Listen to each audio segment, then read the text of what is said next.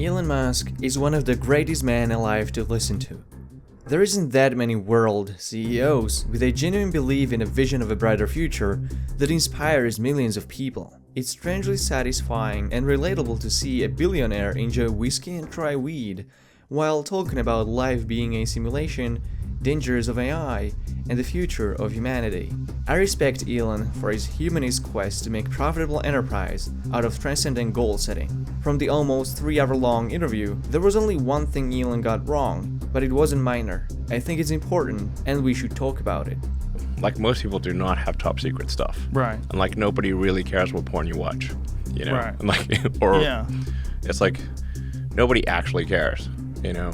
At the end of the second hour into the interview, Musk repeatedly said that governments and people in general don't care about your privacy. This was in response to Joe Rogan's question about the US government banning Huawei phones from US carriers due to privacy concerns, to which Musk argued that average citizens should not fear government surveillance unless they have top secret stuff to hide. I think for the average citizen, it doesn't matter. They're not. I'm pretty sure the Chinese government does not care about the goings-on of the average American citizen. What secrets does a national spy agency have to learn from the average citizen? Nothing. To translate his argument in other words, you have nothing to fear if you have nothing to hide. The only people who don't want to disclose the truth are people with something to hide. And I disagree with that. But let's just get a couple of errors out of the way before we move on to the philosophical argument of why privacy matters. Yeah. Like, national spy agencies do not care, do not give a rat's ass what Right. porn you watch. They do not care. While the NSA might not necessarily care about your naked photos on the institutional level, NSA agents certainly do enjoy passing around your junk for their own enjoyment. In the course of their daily work, they stumble across something that is completely unrelated to their work in any sort of necessary sense. For example, an intimate nude photo of someone in a sexually compromising situation, but they're extremely attractive. So what do? They turn around in their chair and they show their coworker. And their coworker says, oh, hey, that's great. Send that to Bill down the way. And then Bill sends it to George sends it to Tom. And sooner or later, this person's whole life has been seen by all of these other people. It's never reported. Nobody ever knows about it because the auditing of these systems is incredibly weak. The fact that your private images, records of your private lives, records of your intimate moments have been taken from your private communication stream, from the intended recipient, and given to the government without any specific authorization, without any specific need, is itself a violation of your rights. Why is that in a government database? We learned this from Edward Snowden's revelations that also showed how these agents would routinely spy on their love interests. This practice would be so common among NSA staff members that it got its own name, Lovent. But what's even more disturbing on the institutional level of the NSA is that the agency spied on porn habits of Muslims in a pursuit to discredit them out of fear of radicalization. And in Western politics, the race is won by those who get less dirt on themselves leaked. It's irresistible to comment on the fact that we almost never learn anything about the sources of those leaks. We just observe their enormous political impact as they happen.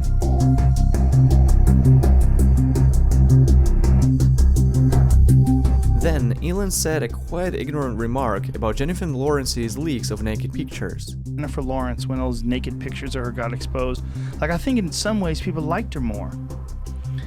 She seems to be doing okay. Not every victim of revenge porn and cyberbullying is a millionaire celebrity that can benefit from six-figure checks and prominent status. Most ordinary people with similar fate usually go through tremendous trauma, harassment, bullying, depression, and in some cases, it even results in them committing a suicide. It's quite remarkable that Elon Musk so openly shares his fears of artificial intelligence, yet he doesn't seem to be concerned about what information this dangerous AI knows about him. The danger of AI is much greater than the danger of nuclear warheads, by a lot. It's pretty clear that the more it knows, the more powerful advantage over humans it gets, which logically explains why Musk also fears Google.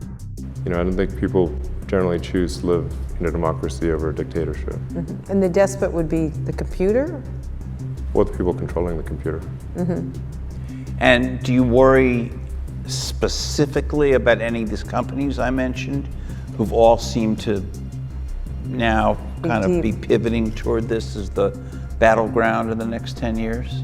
I won't name a name, but there is only one. This segment ended with a speculation about the principle of what people are trying to hide when they want to protect their privacy. What do you hide? Emotions? What do we hide? I mean, I think, like, I don't know, maybe it's like embarrassing stuff. Right, embarrassing stuff. But there's actually, like, I think there's like not that much that's kept private that is actually relevant. Right. That other people would actually care about. I mean, you think other people care about it, but they don't really care about it, and certainly governments don't. But that's not the point. You don't hide anything from evil government agencies. You don't have to be a conspiracy theorist to care about your privacy. Just think about how you keep a different relationship with your father than you do with your mother. And while you might love both of them equally, you probably don't tell both of them everything the same way. Would you want your boss to know you are having an interview at a competition that you don't know yet how it's going to turn out? You might not want to share your entire medical record with every insurance company out there. Maybe you don't know how your family would react if they found out about your sexual orientation or your belief system before you have the confidence to come out. Privacy is paramount. We build our justice system on privacy. If we don't have that, we don't have anything, because the value of freedom of speech derives from that space to decide what it is that you actually believe, what it is that you want to say. Freedom of belief of religion doesn't mean anything if you simply inherit something from the state or from a family and haven't arrived at that belief on your own. It goes on and on and on. Whether we talk about the right to a fair trial, to due process, freedom from search and seizure, every right that you look at in the Constitution has a nexus to that right, fundamental, foundational right to privacy, because that's what allows you as an individual to have some claim to this world that is your own. If you don't protect your privacy, you have to account for the fact that everything you say to anyone or even think privately will be available to everyone to read, analyze, interpret, and scrutinize. Most people won't care about you, but your employer, your friends and family, your bank, doctor, lawyer, or your enemies will interpret their behavior and thoughts made in your privacy with unpredictable impact. You don't need me or anyone else to tell you this. You already protect your privacy on different levels with different people, because you know you can't trust everybody equally with what you share with them about yourself. It's a simple fact that evolution has taught us to value our privacy. When you lose your privacy, you lose the right to experiment with thoughts and ideas, to try things before you are confident to go public about them. If we didn't have privacy, we would have never made bold innovations that challenged the status quo. Privacy isn't about something to hide. Privacy is about something to protect. It's about the ability to be you, to have a thought for yourself, to have a thing for yourself, to have some difference, to have some idea that's new and untested and untried that you can sort of sharpen amongst those that you trust and then introduce into the world, into that contest of ideas. And allow it to sort of walk out on its own. Think about how differently you would judge a person based on the expressions made in their privacy versus their public persona.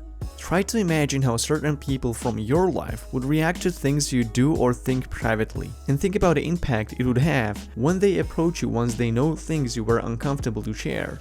Entrepreneurs like Elon himself might have never become successful without their private realms where they could develop without the fear of prying eyes. There are places in the world where people are persecuted for things that should never be considered a crime in the first place, and privacy is the only thing these people have to protect their own lives. The argument isn't you have nothing to hide, you have nothing to fear, but rather, you have nothing to hide, therefore, they have no reason to look. Whatever happens with your privacy should be based on your clear consent, which corporations and governments today don't bother to ask for when they follow your every step you make in digital and physical world. And that's why you should care about your privacy.